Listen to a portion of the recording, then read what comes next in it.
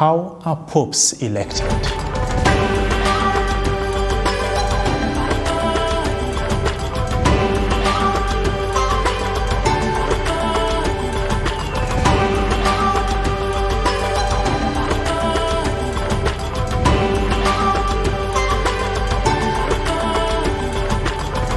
In this episode, we'll be looking at the historical analysis of papal elections and the conclave. The election of a pope is one of the most significant events in the Catholic Church, as it determines the spiritual leader of over 2 billion Catholics worldwide. While the core principles of selecting a pope has remained constant, that is, the election of the Bishop of Rome, the process has evolved considerably over the centuries. Therefore, in this series, we will examine how papal elections have changed and transformed from the early church to the present day. In the earliest days of Christianity, that is from the 1st to 5th century, popes were chosen much like bishops in the Christian communities. The clergy and laity of Rome would gather to elect a new pope, often by acclamation. The process was largely informal, with Roman Christians selecting a candidate based on holiness,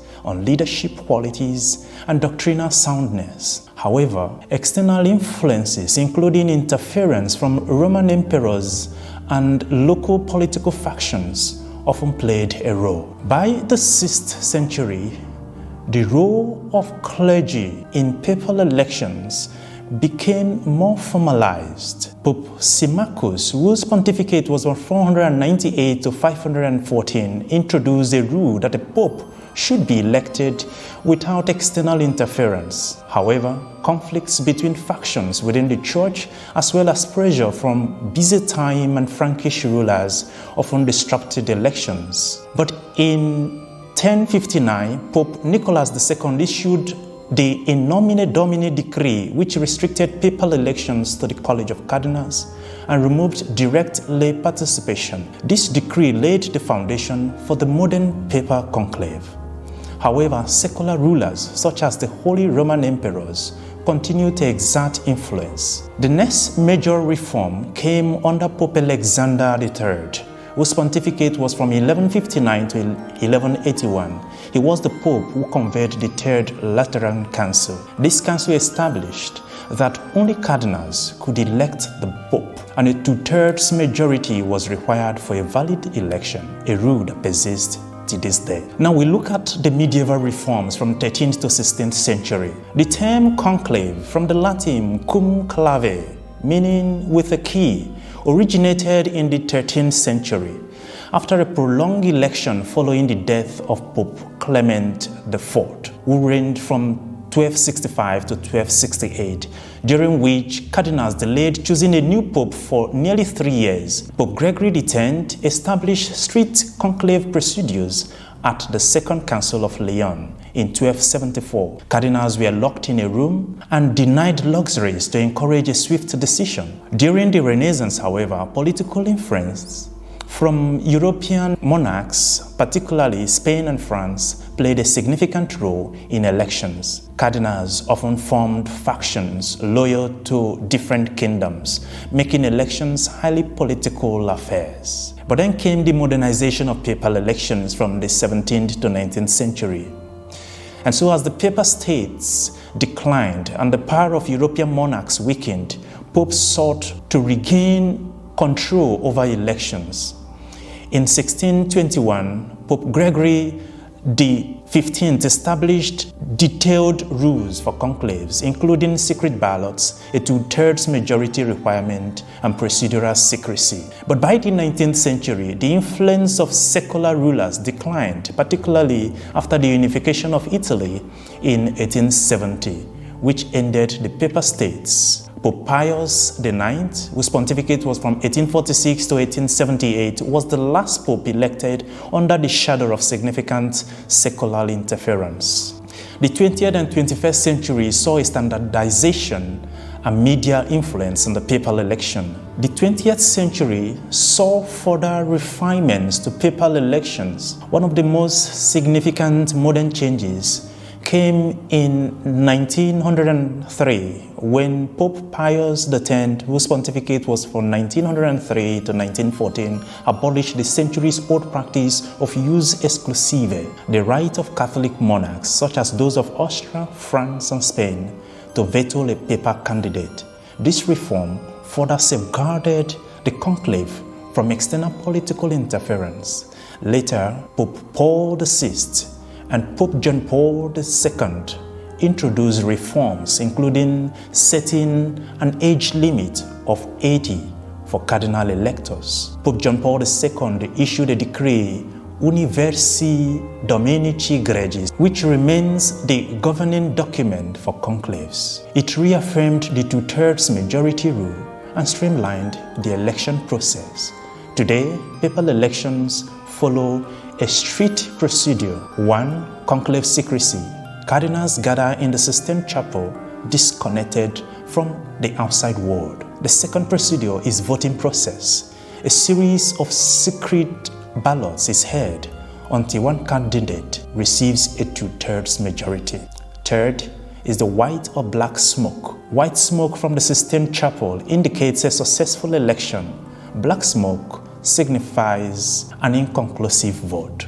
Then comes the Habemus Papam announcement. The elected pope is presented to the public at the balcony of St. Peter's Basilica. An important question then is, what happens when a pope dies? When a pope dies or resigns, as in the case of Benedict XVI in 2013, the governance of the church temporarily passes to the Camerlengo, who is the Chamberlain, a senior cardinal appointed to oversee the transition. The Camerlengo is responsible for verifying the Pope's death, securing the Vatican, and preparing for the conclave. Some key steps taken after Pope's death include verification of death. Traditionally, the Camerlengo taps the Pope's forehead 3 times with a silver hammer, calling him by his baptismal name. If there is no response, he declares the Pope dead. Though this ritual is less emphasized today, but the Camerlengo still officially confirms a Pope's passing. Secondly, breaking the papal ring. The Camerlengo destroys the fisherman's ring, a signet used for paper documents to prevent forgery. Third, announcement of death. The Cardinal Dean, who is the head of the College of Cardinals, or another senior figure, announces the Pope's death to the world. Fourth is the 9 days of mourning, in Latin called the Nove Diales. In this case, official 9-day mourning ceremonies take place, including a funeral mass and prayers for the deceased Pope. The Pope is usually buried in St. Peter's Basilica or another designated location. Then comes the calling of the conclave. The Camerlengo organizes the conclave, which must begin between 15 to 20 days after the Pope's death.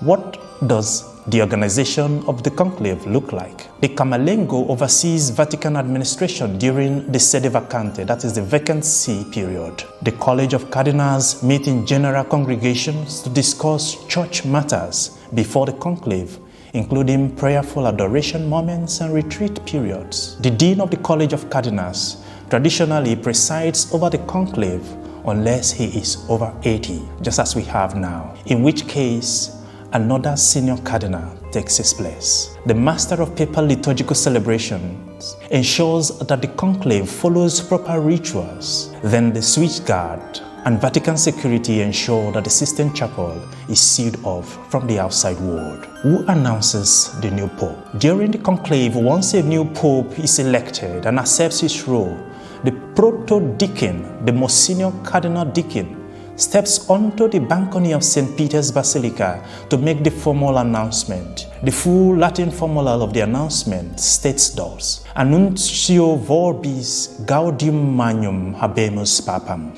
eminentissimum ac reverendissimum dominum. He mentions the baptismal name. Sanctae Romanae Ecclesiae Cardinalem, he mentions the surname. Qui sibi nomen imposuit, he mentions the papal name the Pope has chosen. Translated as, I announce to you a great joy, we have a Pope, the most eminent and most reverend Lord, his baptismal name, Cardinal of the Holy Roman Catholic Church, his surname, who has taken the name, he mentions the papal name. After the announcement, the new pope steps onto the balcony amidst cheers and applause from the crowd gathered at St. Peter's Square in anticipation. He then gives his first blessing, known as the Urbi et Orbi, to the city and to the world. Officially begins his pontificate. In conclusion, the process of electing a pope has transformed from a communal, informal selection in the early church to a highly structured and secretive conclave. Despite these changes, the core principle remains the same, that is, selecting a leader to guide the Catholic Church. While external influences, whether political, cultural, or technological, have shaped papal elections throughout history, the process continues to reflect the Church's commitment to apostolic succession and unity. Thank you for sharing these moments with us on Kairos series.